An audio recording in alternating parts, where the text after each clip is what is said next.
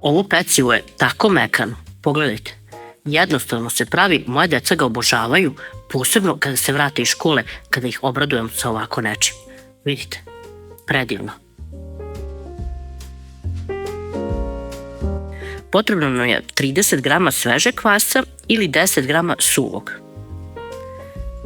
1 ravna kašika šećera, 1 ravna kašika brašna i 200 ml toplog mleka. Promešamo i ostavimo da odstoji koliko je nama potrebno da pripremimo ostale sastojke. 800 grama mekog brašna, birate da li će biti tip 400 ili 500, stavite u jednu posudu, pa dodate 1 kašiku soli, aktivirani kvasac, 1 jaje, 50 ml ulja i 250 ml vode. Sad sve to lagano prvo mešamo varjačom.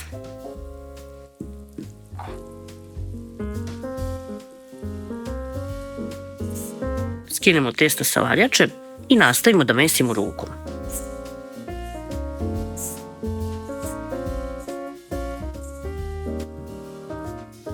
Posle kratkog mešanja testo prelijemo sa 20 ml ulja, okrenemo i nastavimo da mesimo. Počet će da vam se lepi za ruke, ali tako treba. Vrhovima prstiju samo ovako prebacujte sa strane u sredinu.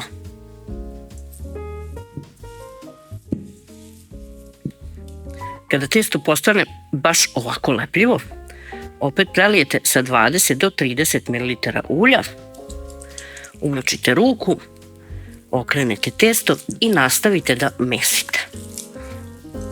Kada ovako izmesimo testo, sve ove krajeve spojimo u sredinu, okrenemo, prekrijemo krpom i ostavimo da odstoji 20 do 30 minuta.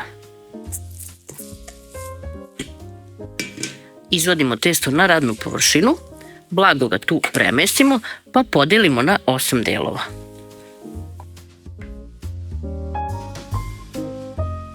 Svaki ovaj deo zatim oblikujemo u lopticu.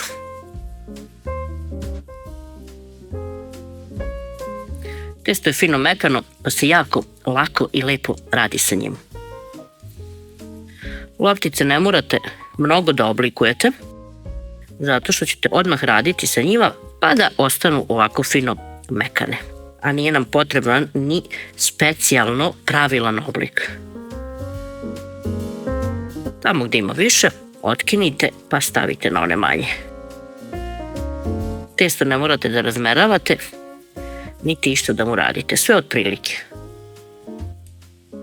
Umekšamo 125 grama margarina ili maslaca, pa ovako neki plef, tacnu, tanjir, šta god da imate, namažete. Uzimate jedan po jedan deo testa i ovako rukom raširite i stavite na dno.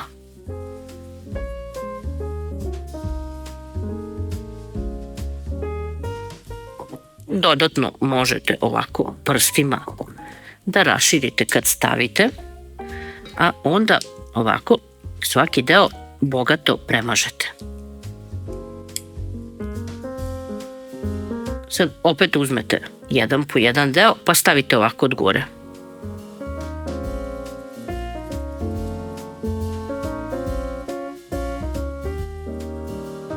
Opet sve ovako pritisnemo, pa opet premazujemo maslace. Nisam utrošila sve, dovoljno bi vam bilo i nekih 80 do 100 grama. Uzmemo sad najlon, prekrijemo, malo još dodatno ovako rukom sve potapkamo, prekrijemo krpom i ostavljamo opet da odstoji 20 do 30 minuta. Dok čekam pravim nadev, 300 do 350 grama bilo koje šunke, šunkarice, šta god da imate. 100 do 200 grama bilo kojeg polutvrdog sira ovo je gauda. 200-300 grama svežih šampinjona koje sam ja ovako ranije propržila dok sam prvi put čekala da testo naraste. Obično stavim marinirane, ali ovaj put nisam imala pa sam propržila sveže.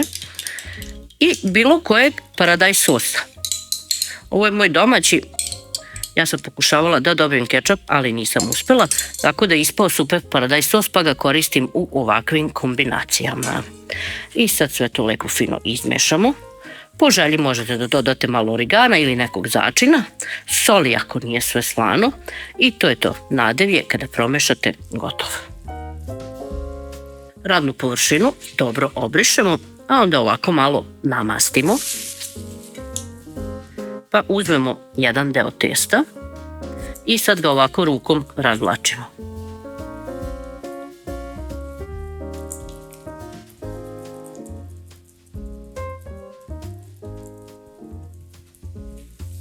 Možete i da ga okrenete kako bi se ravnomernije razvlačilo.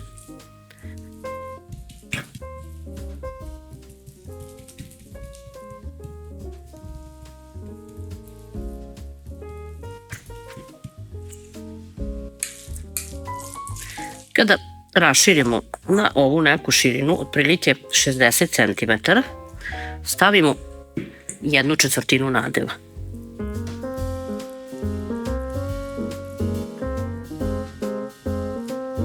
Odmah uvijamo.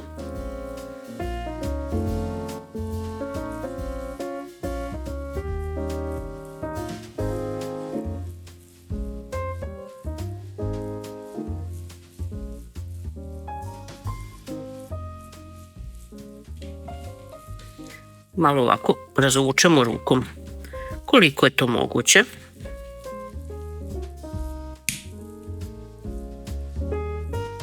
Upletemo ovako. Opet malo rukom sve popravimo i namestimo. A zatim stavimo u pleh.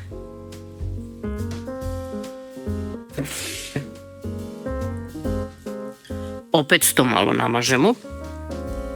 Više namažite ovako sa strane nego sredinu, da kada budete razvlačili ovi delovi ne budu suvi. I sad ponovo.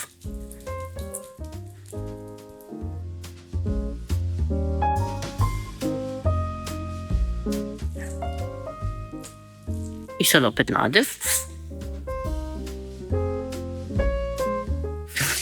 Povučemo. I sad stavimo kontra od ovog prvog.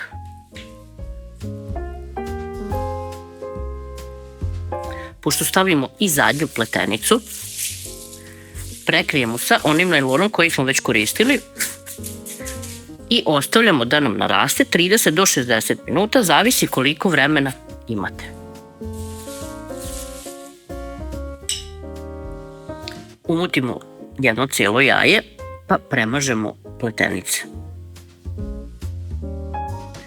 Dok ovo radim, redno se zagreva na 200 stepeni.